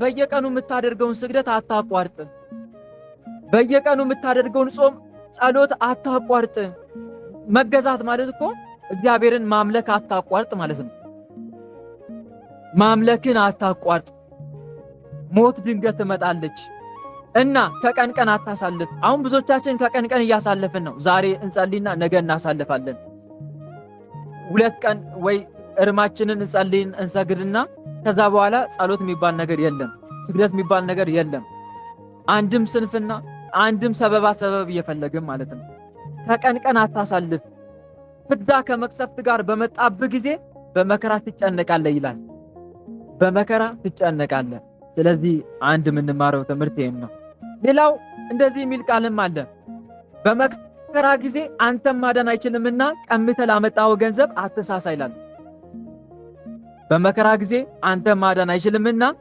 ቀምተህ ላመጣው ገንዘብ አትሳሳ ሌብነትን ገንዘብ አታድርግ ነው አሁንም መጽሐፈ ሲራክ 5:9 ላይ ለሰው ሁሉ ሚስጥርን አታውጣ ይላል ምን አታድርግ ምን አለ ምስጢርህን አታውጣ። ለሰው ሁሉ ሚስጥርን አታውጣ። አሁን ብዙዎቻችን እንደዚህም አይነት ችግር አለ። በቃ ለቀረበን ሰው በቃ ፍቅር ላሳየን ለሳቀልን ሰው ሁሉ ሚስጥራችንን ዝግዝግ አድርገው ማውራት፣ ይሄ ትክክል አይደለም። ወንድሞች ራስን ለፈተና ያጋለጥክ መሆንን አትርሳ። ዝም ብለህ ብቻ ላገኘው ሰው የበላውን ታወራለህ፣ የጠጣውን ታወራለህ፣ ምን እንደለበስክ እንኳን አታስቀርም። ሁሉን ነገር ነው የምትናገረው፣ ሁሉን ነገር ትናገሪያለሽ። ትክክል አይደለም። ጠላት እያፈራ ነው። አንተ ጋር ከአንተ ውጪ እዛ ያ ሰው ባይነሳሳብ እንኳን ሚስጥርን የምታወራለት ሰው ባይነሳሳብ እንኳን እሱ ጋር ያሉት መናፍስት ያንተን ህልም ለመቅጨት ይነሱብሃል። ሰውየው ባይነሳብ እንኳን ሰውየው ላይ ያሉት መናፍስት አንተ ላይ ጥርሳቸውን ይነክሳሉ። ባይገርምም ለምን እቅድን ይሰማሉ አንደሱም አብረው። ከዛ አንተ ጋር ካሉት መናፍስት ጋር ይናበቡና እቅድን ሜዳ ላይ ያስቀሩብሃል። ሜዳ ላይ ያስቀሩብሃል እቅድን፣ ያቀድከውን እቅድ። እና ወንድሞች ሚስጥራችሁ ለሰው ሁሉ አትናገሩ። ሚስጥርን ለሰው ሁሉ አትናገር። ምክንያቱም ወዳጅ ሌላ ወዳጅ አለው ይባላል። እውነት ነው። አንተ ጓደኛዬ እንደ ልቤ ብለህ የነገርከው ሰው ነገ እሱም ሌላ ሰው አለው፣ ጓደኛ አለው። እሱም ደግሞ ለጓደኛው ይናገራል ማለት ነው። ወዳጅ ሌላ ወዳጅ አለው። እና አንድ የምንማረው ትምህርት ይሄንን ነው። ሲራክ ነው ይሄ ሁሉ የሚናገረው። ተመልከቱ፣ ጥበበኛው ሲራክ አሁንም እንደዚህ ብሎ ይናገራል። አንተስ በጥበብ ጸንተህ ኑር፣ ቃልም አንድ ይሁን። ፈጥነ ስማ፣ ቃልን ለመመለስ ግን የታገስኩን ይላል። ተመልከቱ፣ አንተ በጥበብ ጸንተህ ኑር፣ ቃልም አንድ ይሁን። አትቀላምድ እኮ ነው። ጠዋት ሌላ ማታ ሌላ አትናገር። በቃል ጽና። በከንፈሩ ከሚወሳልት ሰነፍ ይልቅ ያለ ነውር የሚሄድ ድሃ ይሻላል ይላል እኮ መጽሐፈ ምሳሌ ምዕራፍ 19 ቁጥር 1 ላይ በከንፈሩ ከሚወሳልት ሰነፍ ይልቅ ያለ ነውር የሚሄድ ድሃ ይሻላል። ሁለት ምላስ ያለው ሰው ሰዎችን ያውካቸዋል፣ አንደበቱን የሚጠብቅ ግን መንገዱን ያጸናል ይላል። ሁለት ምላስ አይኑርህ እኮ ነው። በአንድ ነገር ጽና። ቃልም አንድ ይሁን፣ ቃልን አትለዋውጥ። ጠዋት ሌላ ተናገረ፣ ማታ ሌላ አትናገር ይላል። ፈጥነ ስማ ደግሞ አለ። ተመልከቱ፣ ፈጥነ ነገሮችን ለመስማት ጆሮን አቁም፣ ቃልን ለመመለስ ግን ታገስ። ለመስማት ፈጣኑን፣ ለመመለስ ግን የዘገየሁን። ትክክል። በቃሉ የሚቸኩለውን ሰው ብታይ ከእርሱ ይልቅ ለሰነፍ ተስፋ አለው ተብሎም ተጽፏል እኮ። በቃሉ የሚቸኩለውን ሰው ብታይ ከእርሱ ይልቅ ለሰነፍ ተስፋ አለው። መጽሐፈ ሲራክ መጽሐፈ ምሳሌ ምዕራፍ 29 ቁጥር 20 ላይ እና በቃል አትቸኩል፣ ረጋ በል። ስለተረጋጋ የምታጣው ነገር የለም። በተለይ ወንድሞች ከአፍ የሚወጣው ቃል አድማጭ ጆሮ ከደረሰ መልስ አትውጠውም። አይደለም እንዴ? መልሶ ማዋጥ ይቻላል? አንድ ሰው ጆሮ ላይ ገባ ነገር እስቲ ንገሩኝ፣ ይቻላል? አይቻልም አይደል? ትክክል። ስለዚህ ከመናገር በፊት ምንድነው እየተናገርክ ያለው? የምታውቀውን ሁሉ መናገር ላይጠበቅብህ ይችላል። የምትናገረውን ሁሉ ግን ማወቅ አለብህ፣ ግዴታ ነው። ማወቅ አለብህ። ሳታውቅ አትናገር። አመዛዝ ነው መጀመሪያ። አመዛዝን፣ የምትናገረውን ነገር እወቀው። እና አንድ የምንማረው ትምህርት ነው። እንደመጣልህ አታውራ። የምላስ ወይም የአንደበት ስህተት ውጤትን የሚያስከትለውን መዘዝ የሚያውቅ ሰው ከመናገሩ በፊት ከፍተኛ ጥንቃቄ ያደርጋል። ከአፉ የሚወጣው ቃል አድማጮች ጆሮ ከደረሰ መልሶ ሊውጠው ወይም ይቅርታ ሊያገኝበት እንደማይችል ያውቃል። ስህተቱን ለማስተካከል ቢጥርም ጥፋቱ በእርሱ ላይ ዕዳ ሆኖ እንደሚቆጠርበት ያውቃል። ስለዚህ ከመናገር በፊት አስቀድመ የምትናገረውን እወቅ እና ቸሩ መድኃኔዓለም በነገራችን ላይ እውነት እላችኋለሁ ሰዎች ስለሚናገሩት ስለ ከንቱ ነገር ሁሉ በፍርድ ቀን መልስ ይሰጡበት። ከቃል የተነሳ ትጸድቃለህና ከቃልም የተነሳ ትኮንናለህ ይላል። እናት ወንድሞቼ የብዙ ደግሞ ሰዎች ትዳራቸው እየፈረሰ ያለው ብዙ ሰዎች ጓደኝነታቸውን እያጡ ያሉት ከንግግራቸው የተነሳ ነው። ንግግራቸውን አያርሙም፣ እንደመጣላቸው ይናገራሉ። እና ሲራክ የነገረን አንዱ ይሄ ነው። እንጨምር ወይስ እንቀጥል? እንጨምር እንቀጥል። ጨምራረው እንደምንጨምር አሁንም ከሲራክ ነው የምነግራችሁ። ሲራክ አሁንም እንደዚህ አለ፣ መከበርና መዋረድ ከቃሌ የተነሳ ነው። መከበርና መዋረድ ከቃሌ የተነሳ ነው። የሰው መከራው በአንደበቱ ከተናገረው ነገር የተነሳ ነው። ተመልከቱ፣ ንግግር ያስከብራል፣ ንግግር ደግሞ ምን ያደርጋል? ያዋርዳል። በንግግር ስትቀል፣ በንግግር ደግሞ ትከበራለህ። ስለዚህ ንግግር ላይ ተቆጣጠር። ስራ ከአፍ የምትወጣውን ቃል ተጠንቀቅ። ደግሞ ፍሬ ያለው ነገር ተናገር። ከተናገርክ ፍሬ የሌለው ዝባዝንኪ ነገር አትናገር፣ ከማንም ሰው ጋር ስትሆን ማለት ነው። ብዙ ጊዜ የሆነ ቆም ብለህ ማታስተውል ከሆነ ንግግርን ያንዳንዷን ቃል የሆነ ንግግር ምን ልበልክ፣ አንደኛ አይስብም፣ አያስከብርም፣ ወይም ደግሞ ሰዎችን አትራክት ወይም ደግሞ እንዲያዳምጡ አይገፋፋም። እና እያሰብን ልንናገር ይገባል ማለት ነው። አሁንም ሲራክ እንዲህ አለ፣ የሚያሳዝን ደስ የሚያሰኝ እግዚአብሔር አለና ባዘነ ሰው አትሳቅ አለ። የሚያሳዝን ደስ የሚያሰኝ እግዚአብሔር አለና ባዘነ ሰው አትሳቅ። እውነት ነው፣ ባዘነ ሰው አይሳቅም። ይሄ በተለይ አንዳንዶቻችን ጋር እንዲህ አይነት ባህሪ ይታያል። ሰው አዝኖ ስንመለከት በዛ ሰው ላይ ማሾፍ፣ መቀለድ፣ መሳለቅ፣ ውይ እንዲደረሰብህ ይገርማል፣ እንዲደረሰብሽ እንዲያሉ መሳቅ፣ መቀለድ ትክክል አይደለም። ያ ሰው እኮ አዝኗል፣ ልቡ ተሰብሯል፣ ተከፍቷል። በቁስሉ ላይ እኮ እንጨት እንደመስደድ እኮ ነው ባዘነ ሰው መሳቅ ማለት። እና ይሄ ትክክል አይደለም። እና እህት ወንድሞች እዚህ ጋርም ጥንቃቄ ልናደርግ ይገባል። ባዘነ ሰው አይሳቅም። የሚያሳዝን ደስ የሚያሰኝ እግዚአብሔር አለና በሰው ላይ ስትስቅ፣ ባዘነ ሰው ላይ ስትስቅ አንድ ቀን አንተ ላይም ይሄ ዕጣ ይደርስብሃል። አንተ ላይም አንድ ቀን አዝነ ሰው ይስቅብሃል፣ በራስ ላይ ይደርስብሃል። ይሄን አትጠራጠር። ምክንያቱም መጽሐፍ እንዲህ ይላል፣ አትሳቱ፣ እግዚአብሔር አይዘበትበትም፣ ሰው የሚዘራውን ያንኑ ደግሞ ያጭዳል ይላል። ሰው የሚዘራውን ያንኑ ያጭዳል። አንተ በሰው ላይ ሰው አዝኖ እንደሳቅ፣ በአንተ ላይ ደግሞ አንተ አንድ ቀን ልብህ ተሰብሮ ሰው ይስቅብሃል። የሰው መሳቂያ መሆን አይቀርም። ይሄን እንዳትረሳ፣ ይሄን እንዳትረሳ። ሰው አንተን ሲለምን ጨለል ብለው ከሄድክ ራሱ ሰው አንተን ሲለምን ጨለል ብለው ከሄድክ አንድ ቀን አንተም ተቸግረ እየለመንክ ሰው አልፎ ይሄዳል። አንድ ቀን ይደርስብሃል። ይሄን አትጠራጠር። እየለመንካቸው ጥለው ይሄዳሉ። ስለዚህ የዚህ ሰዓት ቆም ብለህ ማሰብ ያለብህ አንተ ሰው ሲለምንክ አልፈ መሄድን አስብ። ወይኔ እኔ ባላልፍ ኖሮ እኮ ይሄ ነገር አይደርስብኝ። አንተ ደግሞ ለሰው በጎ ነገር የምታረግ ከሆንክ፣ ለምሳሌ ሰው እርዳታን ጠይቆ በቻልከው መጠን ያን ሰው የምታግዘው ከሆነ አንድ ቀን አንተም ተቸግረ ሰው አንተን ለመርዳት ሲሯራ ታያለህ። አንተን ለማገዝ ደፋ ቀና ሲል ታያለህ። የእጅን ፍሬ ነው እየበላክ ያለው፣ የእጅን ፍሬ። ለዛ ነው እኮ ለድሃ ቸርነትን የሚያደርግ ለእግዚአብሔር ያበድራል፣ በጎነቱን መልሶ ይከፍላል የሚለው። ለችግረኛና ለምስኪን ሰው የሚያስብ ምስጉን ነው። እግዚአብሔር በክፉ ቀን ምን ይለዋል ይላል? እስቲ ንገሩኝ። እግዚአብሔር በክፉ ቀን ይረዳዋል።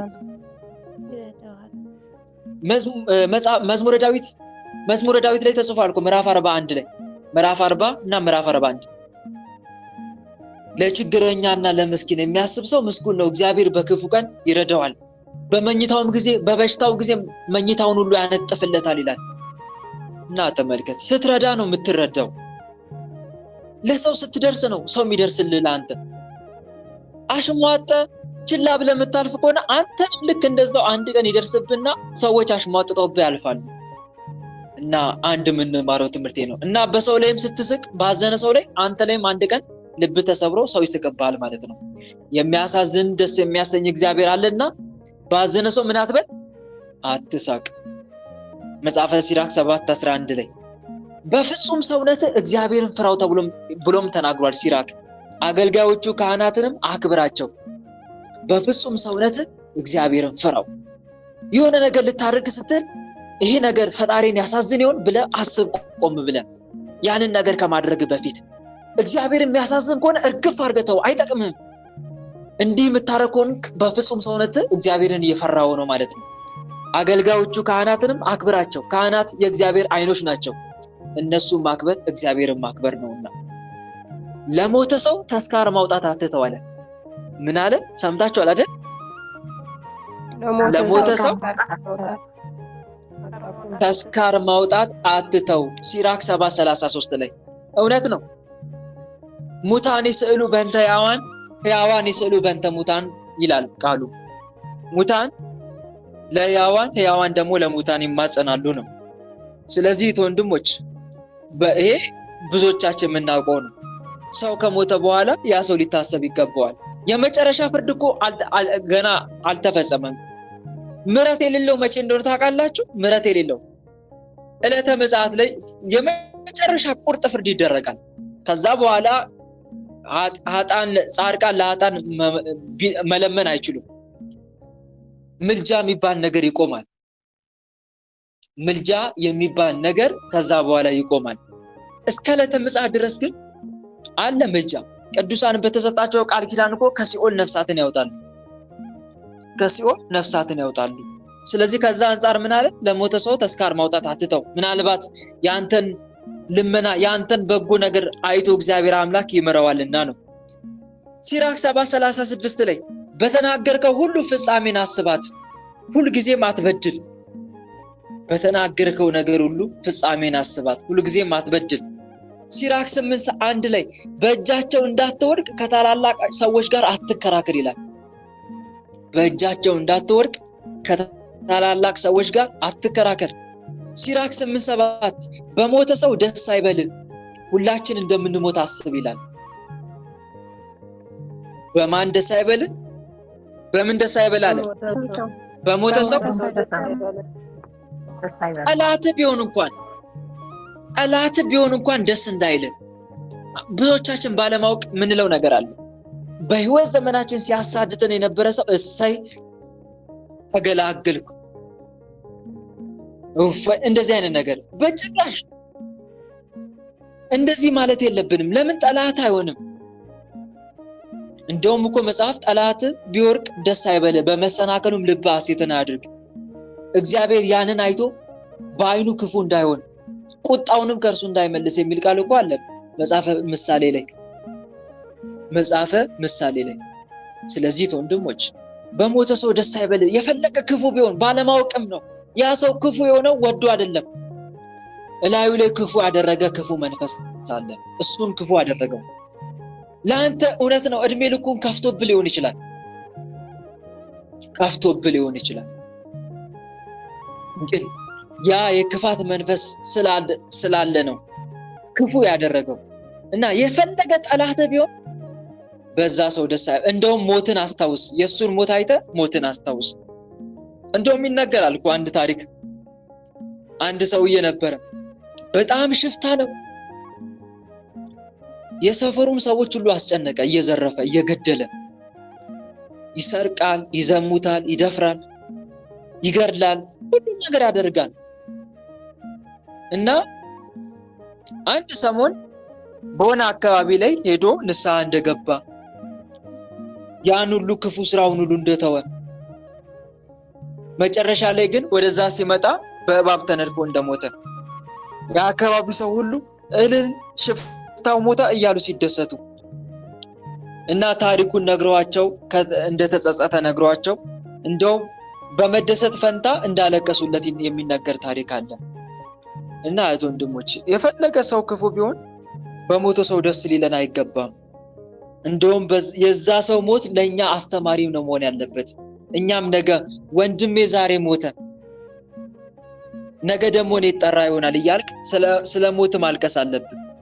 እና አንድ ማሰብ ያለብን ይሄንን ነው።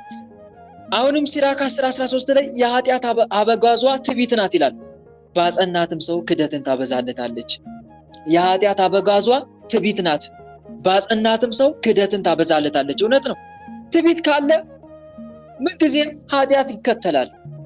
ትዕቢት ከመጣች ውርደት ትመጣለች። በትሑታን ዘንድ ግን ጥበብ ትገኛለች ተብሎ ተጽፏልና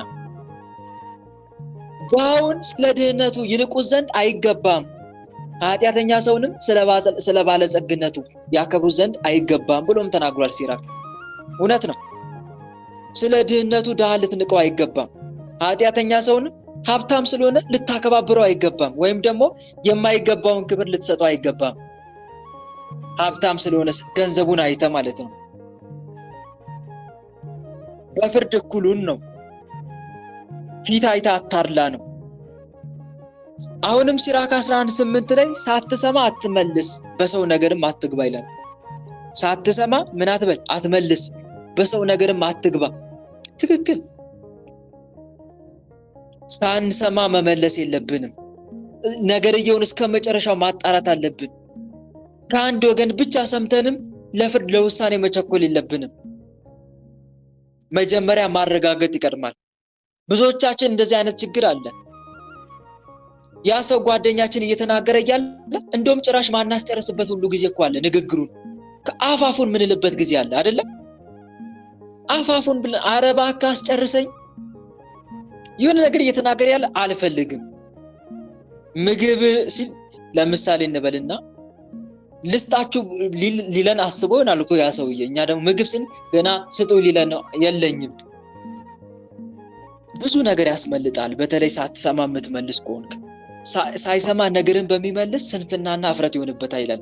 አንዳንዴ እህት ወንድሞች ሳታረጋግጡ ነገርየው ማለት ነው። ከዛ እንደውም ውሳኔ ወስናችሁ ተጣልታችሁ ከዛ ነገርየውን ቀስ እያላችሁ ስትጣረው ወይ ነው እንደ የምትሉበት ጊዜ የለም? አልገጠማችሁም እንዲህ አይነት ነገር? ወይ ነገሩ እንደዛ ነው እንዴ? እኔ ደግሞ እንደዚህ መስሎኝ መጮሄ፣ እኔ ደግሞ እንደዛ መስሎኝ ማበዴ፣ ምን ነው ብረጋጋስ፣ ነገሩን ባጣራስ፣ ባዳምጥስ የምትሉበት ጊዜ የለም? ይሄ እኮ ችኩልነት ነው። ለዛ ነው እኮ በቃሉ የሚቸኩለውን ሰው ብታይ ከእርሱ ይልቅ ለሰነፍ ተስፋ አለ የተባለውና ሳንሰማ መመለስ የለብንም። መጀመሪያ ማስጨረስ አለብን። አንዳንዴ በንግግርም ጣልቃ እንገባለን። እንደዚህ አይነት ጸባይ ይታይብናል።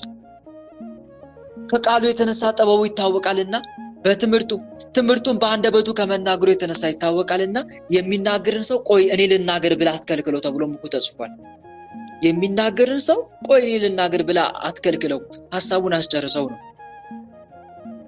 ከረዘመብህ በአንዲት ቃል አሳጠረው በለው። አዎ አሳጥር፣ ለማሳጠር ሞክር በለው ከረዘመብህ እንጂ ሐሳቡን አታቋርጠው። እና አንድ የምንማረው ትምህርት ይሄ ነው። ሳትሰማ አትመልስ። ሌላው ደግሞ በሰው ነገር አትግባ። እውነት ነው። በማገባን ነገር ደግሞ ገብተን አላስፈላጊ መከራ የምንቀበል ሰዎችን ሞልተናል አለን። አይመለከተንም እኮ። በትዳር መካከል ጣልቃ እንገባለን። በጓደኞች መካከል ጣልቃ እንገባለን። የማይመለከቱት ነገር ውስጥ ገብተን አንዳንዴ በሰው ነገር ህይወት ውስጥ ጣልቃ ለመግባት በራሱ ሰውን መርዳት እኮ ነው። ሰዎችን መርዳት ነው በሰው ህይወት ጣልቃ ለመግባት። እና አንድን የምንማረው ትምህርት ነው። ሲራክ ነው ይሄ ሁሉ የተናገረው። የመጨረሻ ቃል እቺን ብቻ ልናገርና ላብቃ። ፍጻሜውን ሳታይ ሰውን ደግ ሰው አትበለው። ፍጻሜውን ሳታይ ሰውን ምን አትበለው? ምን አትበለው አለ? ደግ ሰው አትበለው። ትክክል። የብዙዎቻችን ችግርም እንዲህ አይነት ነገር አለ። በተለይ የሆነ ሰው ላይ የሆነ ነገር መልካም ትንሽ መልካምነት እንመለከትና ወይ ከንግግሩ እኮ ሊሆን ይችላል ተግባሩን አላየንም፣ ወይ ተግባሩን የተወሰነ ነገር ይሰራ ሊሆን ይችላል። ከዛ በኋላ ያንን ሰው ምን አድርገን እንስለዋለን? ቅዱስ አድርገን እንስለዋለን፣ ፍጹም አድርገን እንስለዋለን። ያ ሰው ለጊዜው ጥሩ ሆኖ ሊገኝ ይችላል፣ ግን ፈተናው ስለሆነ ነገ ምን እንደሚሆን አይታወቅም። ነገ ምን እንደሚሆን አይታወቅም። ፍጻሜውን እይ ነው። ሰውን ለማጽደቅም ለመኮንንም አትቸኩል እኮ ነው ዋና ዓላማው። እዚህ ጋር በጣም ፈጣኖች ነን ብዙዎቻችን። ለማጽደቅም ፈጣኖች ነን፣ ለመኮንንም በጣም ፈጣኖች ነን። እና ተረጋጋ። የዛን ሰው ማንነት እስከ መጨረሻው እየው። አንድ የሚነግረን ይሄንን ነው ማለት ነው። መጽሐፈ ሲራክ 11:28 ላይ ታገኛላችሁ። በተረፈ እኔ መርጬ ነው የነገርኳችሁ እንጂ መጽሐፈ ሲራክ ላይ ዋና ዋናዎችን አውጥቼን የነገርኳችሁ እንጂ እያንዳንዱን በዘረዝር ወይም ደግሞ እያንዳንዱን ብናነበው ኖሮ በጣም ብዙ ትምህርት ነው የምናገኝበት፣ ሰዓት አይበቃንም። ስለዚህ መጽሐፈ ሲራክ ላይ ገብታችሁ መጽሐፍ ቅዱስ አለ መጽሐፈ ሲራክ ብላችሁ ሙሉን አንብቡት። በጣም ብዙ ዕውቀት ታገኙበታላችሁ። ይህን ይመስላል። በዚህ መልኩ ያስተማረን የመከረን የገሰጸን አምላካችን ልዑል እግዚአብሔር ስሙ ከአጽናፍ እስከ አጽናፍ ለዘላለም የተመሰገነ ይሁን። በእውነት ከቅዱስ ሲራክ ከጻድቁ ከሲራክ ረድኤትና በረከትን ያሳድርብን። ለጻድቁ ለሲራክ ረድኤት በረከትን የሰጠ ጥበብን የሰጠ አምላክ ለእኛም ጥበቡን ማስተዋሉን ያድለን። 30 60 100 ፍሬ የምናፈራበት ያድርገን። የተማርነውን ትምህርት አሜን። ወስብሐት ለእግዚአብሔር ወለወላዲቱ ድንግል ወለመስቀሉ ክቡር። ይቆየን። አሜን አሜን አሜን። ወድማችን ያሰማልን ጸጋው ይብዛልን።